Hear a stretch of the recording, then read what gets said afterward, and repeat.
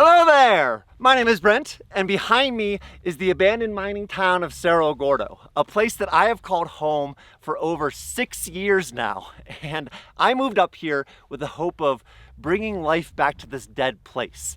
And these past few months have been busier and stranger than ever. We used explosives 700 feet underground to free a stuck drill. I explored almost 30 miles of abandoned mine shafts searching for names of forgotten miners, and we brought up ground penetrating radar to hopefully find lost grave sites. Meanwhile, progress on the American Hotel began again. I hosted my first wedding up here at Cerro Gordo, and deep in a canyon, I followed down a secret told to me by a dying friend and confirmed something that isn't supposed to exist in this part of California. It's been a very busy few months, so let's get into it.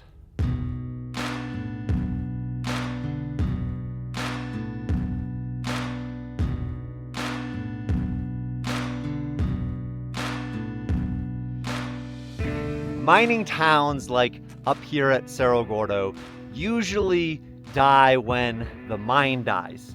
The ore goes bust, the people leave, and the town kind of sits there waiting for what's going to happen next. But not all dead mining towns become ghost towns. Some of them get a second act, and usually the thing that determines whether they get that second act is access to water. You can look around the country for numerous examples of this, but if we look at a place like Aspen, Colorado, a silver mining camp in the 1880s that booms to a few thousand residents. Then by the 1890s, the ore goes away, the town dwindles back to a few hundred residents, but Aspen had access to a river. It had water, so it was able to sustain itself through agriculture and farming until the real big ski boom happened. And so today, Aspen is what we know it as, and places like Cerro Gordo are still sitting here waiting because Cerro Gordo never had access to reliable running water.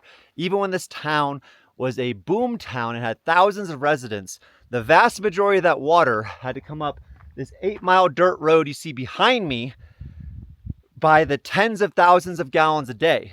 And if you're pulling out hundreds of millions of dollars worth of ore, like they were here at Cerro Gordo, you can afford to do such things. But when the mine goes bust, suddenly those things are no longer economical. And not a lot has changed in the past 150 years up here. You know, for the 6 years that I have been here, almost every single drop of water has also come up that dirt road you see behind me. But instead of mules, these days I'm able to use a giant green military truck. But every time I've flushed a toilet, turned on a sink, turned on a shower, that water had to come from down below. And I have felt the effects of not having running water up here, not just in day-to-day inconveniences, but in a deeper way too. You know, when the original American Hotel that was up here caught fire, me and the people who were here only had access to shovels and dirt because there's no water to fight that. And that was a very devastating moment. And so when I say that all of my hopes and dreams for Cerro Gordo are wrapped up in getting reliable running water, I mean it. And so for many years, I didn't do much about that because the thought that there was water potentially down below the town was comforting in a way that if I had drilled and not found it, would have been devastating. But finally, a few months ago, I finally pulled the trigger after consulting hydrogeologists, after consulting historians, after consulting even a water witch. And we drilled a well right here. And down that hole, about 600 feet, we hit water. And it very quickly felt like a dream. All of my hopes and dreams started coming together for the future. And we pushed deeper, and not too far after that, the drill got stuck. It wouldn't go up, it wouldn't go down, it wouldn't turn. Something had collapsed around the drill, trapping not just my hopes and dreams, but hundreds of feet of drill pipe worth tens of thousands of dollars down a hole. And we fiddled with it for a while, and I felt like this dream was becoming a nightmare. And in that case, we tried a few different things, and the final option was explosives. Hey, I'm Tyler McMillan, owner-operator, well blaster. I specialize in water well services, and what we have here today is we've got some stuck drill pipe, about 600 and some change in the hole. What we're gonna do is we're gonna back this thing off, and we're gonna throw 2 pounds of Pentex down that hole and see if we can't turn this pipe loose.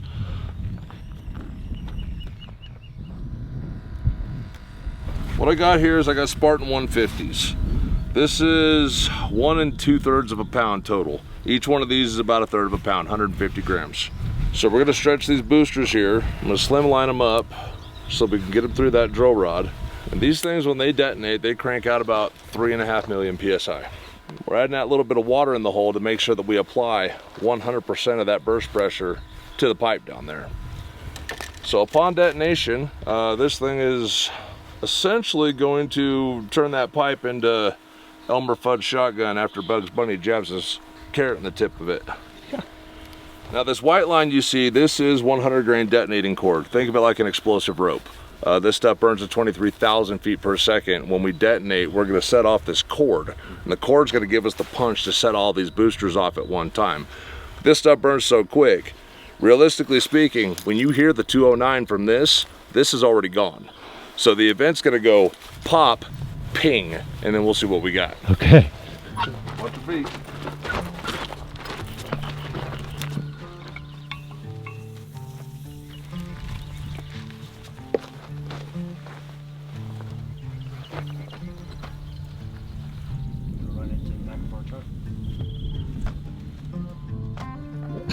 Same thing that sets off a 12 gauge shotgun shell. Yeah. We got this tool here. It's basically a handheld firing pin. Yeah. Open it up, kick our breech open. Huh. Go ahead and eject our empty from yesterday. Load that fresh one in. Roll off a few more feet, B, because we got that atmospheric pressure thing. We're so high up here, the air pressure pushes the powder out. So this yellow line is what we call noiseless trunk line or non-L line. Because this stuff all burns so fast, you'll hear this. That thing's gonna go ping immediately. Wow. Everybody ready? I'm ready. All right. So we've got all heads accounted for. I hope. Are you clear? Yep. Fire in the hole. There she goes. Well. Disappointing, all right? Not gonna That's say cool. anticlimactic, but like, you know, No, that was cool. that's what we wanted. All right, that's free. Let's see if we can get it out of there. All right, we're gonna try to pull it back out now. We blast it. There's less pipe on this pipe now. There's no hammer. Hopefully the stuff comes loose.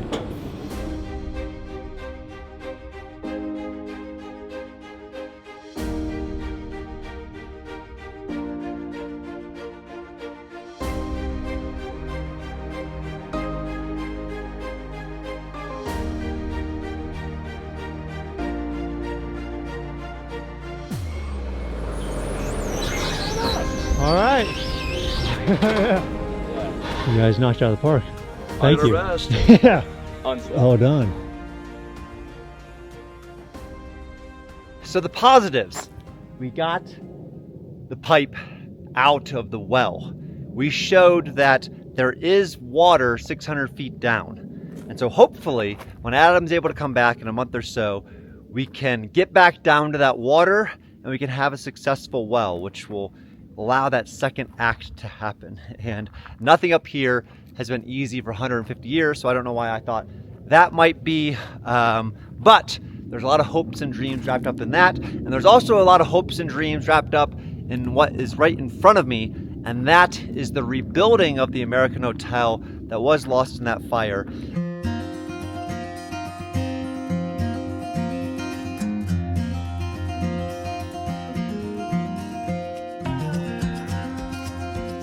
Today, finally, some hotel progress continues. It's not related to the permits that I've been waiting for years from the county from. It is related to the other part of the hotel, one that I hadn't talked about too much, but eventually, right next to the hotel, right here where this white truck is, will be a cabin. And this cabin will have 2 rooms in it, and it'll be at the exact same grade as the hotel, and these will act as our ADA rooms, or American Disabilities Act rooms, for the hotel. So the hotel itself is going to have 6 rooms. There'll be 2 additional ADA compliant rooms here, so that way the grade is such where these rooms can go right into the first floor to access the bar and restaurant and all that. And the first step is to get this down to grade. So today we're going to start getting it down to grade, then we'll dig the footers for the concrete to go in, then we can start building this thing up. And when we lost the hotel in 2020, there was a little cabin here called Crapo's house. And Crapo was a surveyor eventually for Cerro Gordo. He was eventually a murderer here. He shot somebody dead, Boland, right here and went on the run. And so we've been calling it the surveyor's house.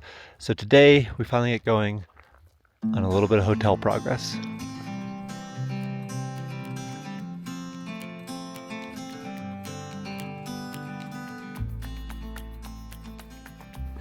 All right, so as we've been going through this grading of the site for the cabin next to the hotel, it seems like we're gonna have to move a lot of dirt. And since we're gonna have to move a lot of dirt for this anyways, we may as well start backfilling the basement of the hotel. So what you see behind me, all of that block will eventually be underground. So the grade of this is gonna come up a lot. And the reason that I haven't backfilled it so far is because I wanted to leave the ability to punch out pipes as we were doing the plumbing. And now that the MEP plans are approved, I kind of know where some of those pipes are going to be more. So this front bit, the part in between this cabin and the hotel, is not going to be having pipes on it. So we can backfill this part. But before we do that, we need to do some steps. So what we're going to need to do is we need to first waterproof that block. So that way if the water comes down, it doesn't get in. So we're going to put a waterproofing membrane on it. Then we're going to put insulation on the basement so that way it stays cool and warm when we need it to. Then we're going to put more waterproofing on top of that. Then we're going to put a little French drain at the bottom so we can control the water flow. If it were to hit the side, go down, drain down because it can't get into the basement, it needs to go somewhere else. Then after all of that, we have the county come inspect. Then we will backfill it. And so I'm excited to at least have some progress going. I think it's going to look a lot better. It's going to look a lot closer to what it's going to eventually with all of this backfilled. And so progress, and soon this grade, as you can see, it'll come up a lot and it'll be more even with the cabin that we're building over there.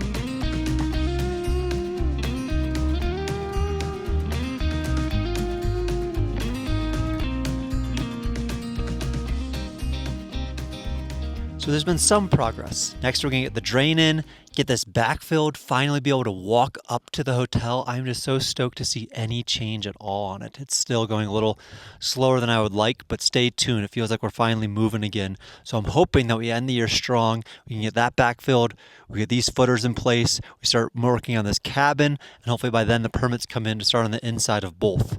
That would be a good day. And this is what the inside of the hotel looks like right now. So obviously we still have quite a bit of work to do in here. And with all of these different construction projects starting up again, Cerro Gordo has become a very expensive project once again. But luckily, I've been using my Chime card, which is the sponsor of today's video. Chime is America's #1 choice for banking, offering you smarter ways to manage your money. And with Chime, you can get paid up to 2 days early using direct deposit. You get access to over 47,000 nationwide fee-free ATMs. You earn 3.75% APY on your savings, which is 9 times the national average for savings. And you get 5% cash back on a category of your choice. So that could be gas, that could be groceries, that could be your monthly bills. And so if you're spending $1,000 a month on groceries, you could be getting $600 cash back without you having to do anything new. If that sounds good to you, Chime is giving away a $350 bonus to anybody that signs up using the link in this video's description. You can also scan this QR code here on the screen. Chime wants you to keep more of your money and earn on it, which is something that I think we could all use. So I hope you check it out.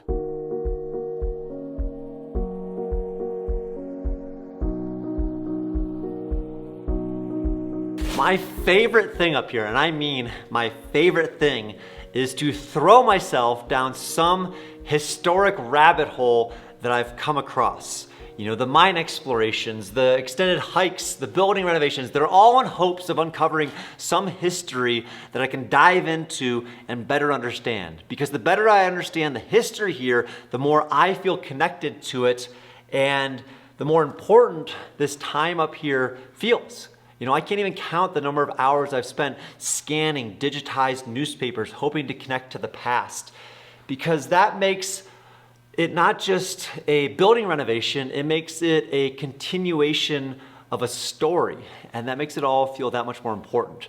And of all of these historic rabbit holes that I've been in, the ones that I like the best are the ones that humanize the history here. Sure, production reports are interesting, but I want to know what life was actually like 150 years ago right here. And the stories of the Belshaws, the Gordons, the Nadus, the main characters of Cerro Gordo are interesting in their own right, but it's really the lesser known stories that make up Cerro Gordo. You know, this town is what it is because of the thousands of miners that made their way up here, went down that mine shaft right over there, and were mostly forgotten to the history books. And recently, I was down the main mine shaft right there, and in a corner of the mine, I saw names carved from the 1870s, the 1880s, and the 1890s. You know, some men working 12-hour shifts by candlelight, carving their names, just hoping to be remembered. And it made me think of all of the different names that I've passed by on my explorations, looked at for a moment, and forgotten about. And so recently, I went back down into the mine to every single level of the mine to hopefully document and decipher all of the different names that are left down there. And my hope with that is to maybe connect to some of their living relatives.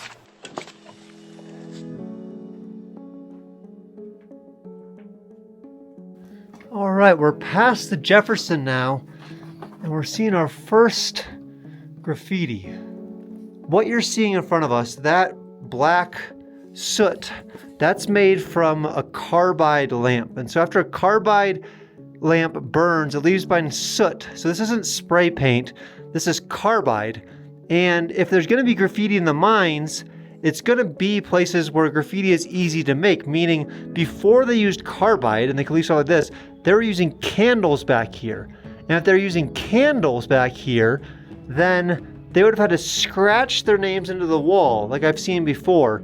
And so it's not surprising that a lot of the 86 level didn't have graffiti because it was mined in the 1800s before they had carbide. And so we're just seeing our first little bit as they're punching past the Jefferson to try to get to something. William something Chapman. This is the end of the line in 86, but that's our first clue. And at the very back, this is probably where they gave up, but we have our first name, and that's pretty cool.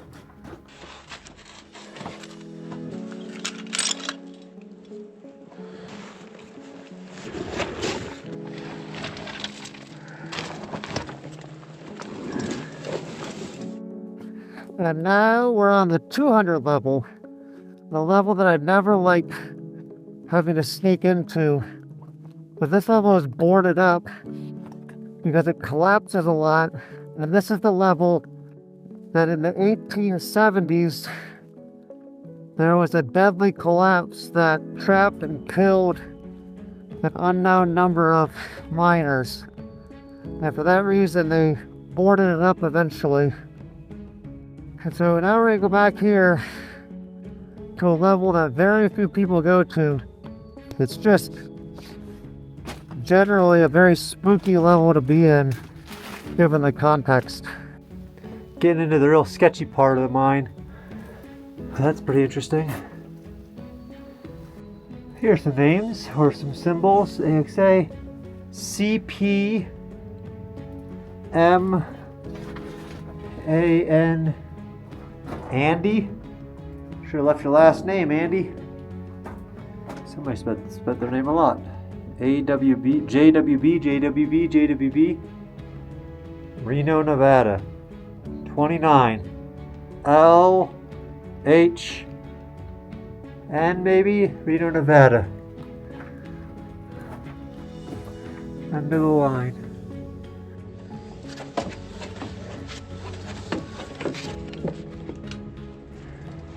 And now we're at the 400 level, where I've seen quite a bit of carbide graffiti in the past.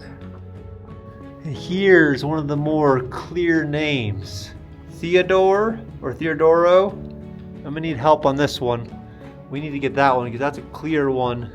And he spent a long time on that, and that's a pretty good one. And this one's nice and clear. Ed Chapman was telling us which way to get out. That's probably the latest that I've seen. That's 1950 maybe, 1951, 53. WCR. There was this company that went by Riggs that I know leased it, possibly in the 50s. That might be from something Riggs, who were kind of the last people to lease it and work it. If so, that'd be kind of cool. Somebody who was trying to bring the town back to life, just like me.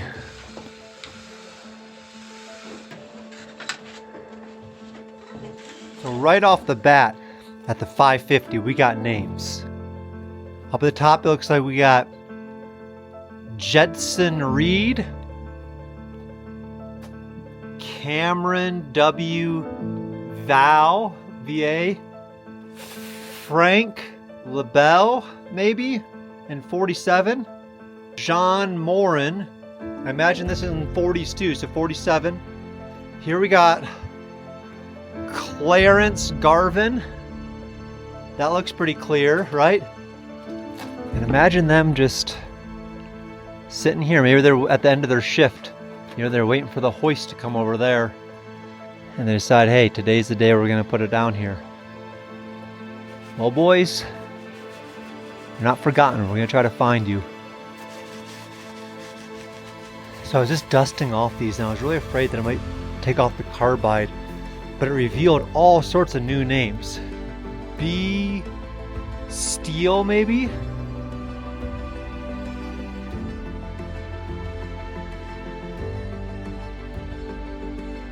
So with that, we're going to call it for the 500. Probably the most clear names we've seen so far. We're going to go back to the hoist and down to the 700 level. I've spent a lot of time at this level because this is the only place in all of Cerro Gordo where there's known water right now.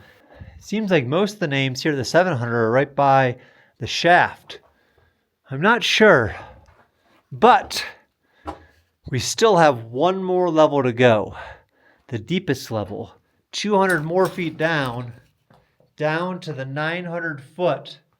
Then we will have seen all of Cerro Gordo. So I think for now, it's time to head down. So this is the 900 foot level of the mine. And this is our final stop. Ooh, that's a good one. Cool drawings down here. The Rambling Kid. That's cool. A lot of carbon down here. BDH UCLA 27. That's really cool. Come up to the end of the line. Dale Butler.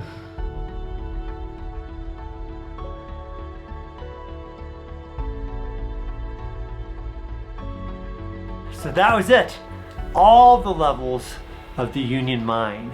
And it's really cool to see all those names. I think that I probably got at least 10 to 15 that are very clear. Maybe another 5 to 10 if I really get good at deciphering them. And that should be plenty. And it just really helps me humanize the experience down here. That's what I'm always looking to do. My hope with all of these names is to track down some of these miners' living relatives and invite them up here.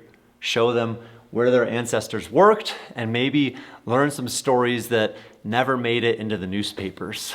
And so I'm gonna list all of the names that I've been able to decipher so far on the screen here. And if you're out there and you can help me connect any of these names to somebody that worked at Cerro Gordo, I would be much appreciated. My email is just brent@cerrogordomines.com. I think this could be a very cool and important project.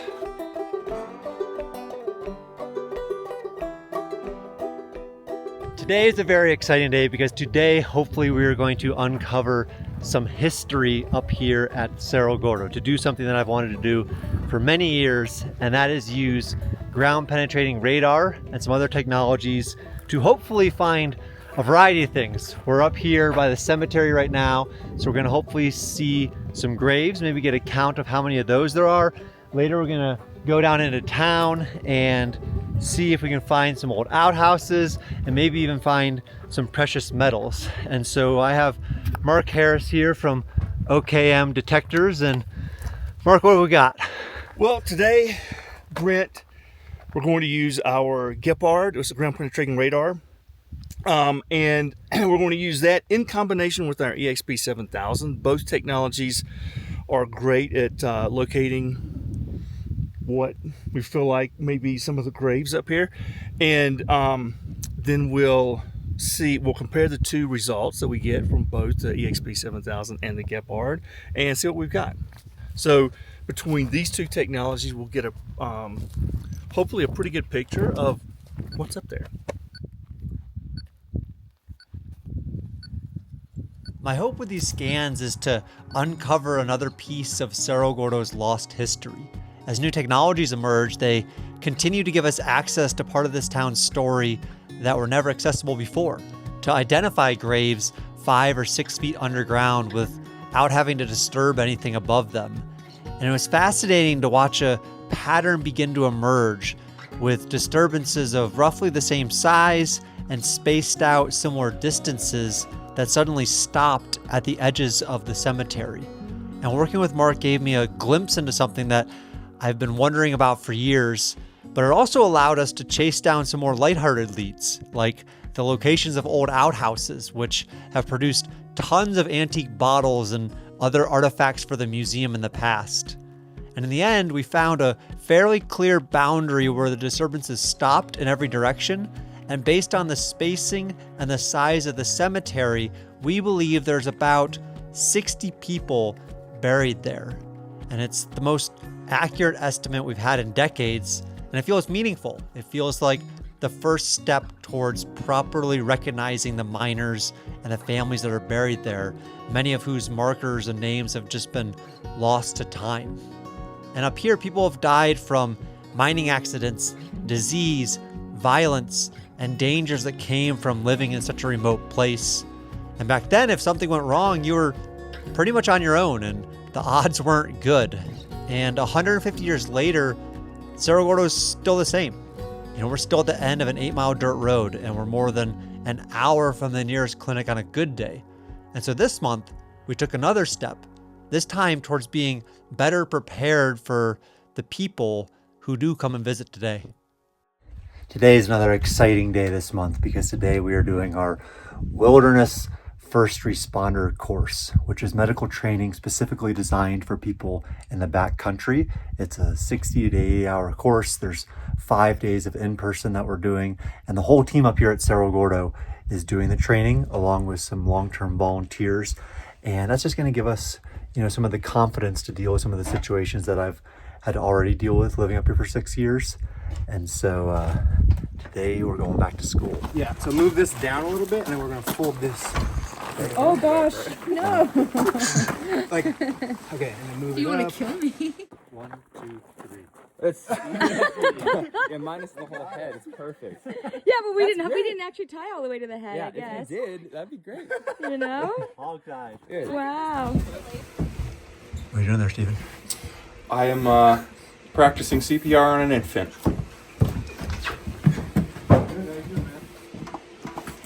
And now the team is certified. We are all wilderness first responders. And I gotta say, more than anything else, I think it's just a level of confidence that we have now that when these situations inevitably come up, we'll at least have the foundational understanding to take care of them. And there's some comfort in that. And after a month of looking for names, looking for old graves, and preparing for the worst days up here, we also had the best day up here this month. And that is because for the first time in a very long time, or at least as long as I've been up here, Cerro Gordo hosted a wedding right up here on the saddle overlooking Death Valley. And it was a wedding from my friend named Buddy, who I met right after high school, and we stayed in touch, became great friends, roommates later, and over the years, Buddy visited. He ran in our foot race every year, and one day he brought up a girl named Brittany, and you just kind of knew. And so when earlier this year they asked if they could have their wedding up here, I of course said yes. It felt like an honor to be trusted with such a special day. And I remember after saying yes, there was that wave of anxiety because we've never done a wedding up here. I don't even know what goes into a wedding. But after a little preparation, we pulled it off. And right here, a ceremony happened. Come back. Never been more ready for anything in my life. I like that. Like that. You go get your vows? We're gonna wing them. Vows are in the heart, and the heart's coming with me. Here we go. First wedding at Cerro Gordo. Oh my gosh, what a scene. It's good.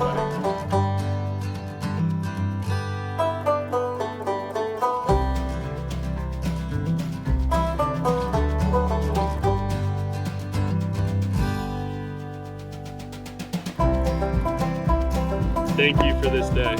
Thank you for this family, buddy. You make kids your pride.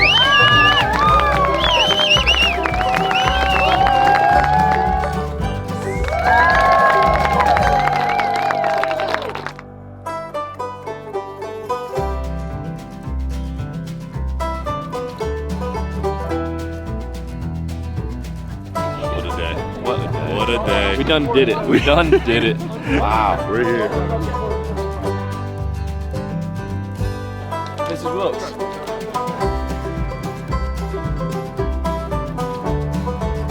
Sorry, dog. Get in here. Wow, natural. Wow, look at this. A natural. That's really good. Hello there. I'm Winston George Wilkes IV, Married man. and I'm taken.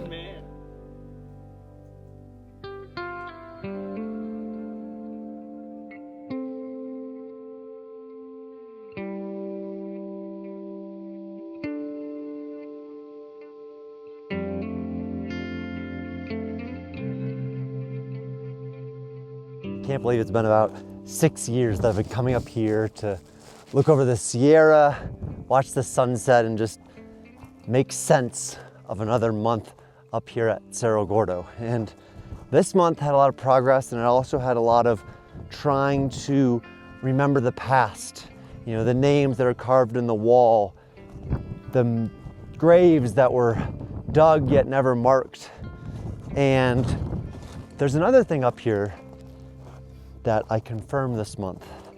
Something left from the past, a secret, if you will, that was told to me by a late mentor and that I've held close to me for years and only recently confirmed. A very spectacular thing that is only just down there that I'll take you guys to now and share something that is one of the most cool things up here at Cerro Gordo. So this secret was first told to me by a man named Tip, who was a mentor of mine, and he was sitting not even a mile from here, dying. And when he was there, he was trying to pass on all of the different things he could about Cerro Gordo and this area. And among the last things he ever told me was to walk this wash. Generally, to walk a wash if I was ever in need of an adventure or something fun to do, but then also specifically to walk this wash that I'm in right now.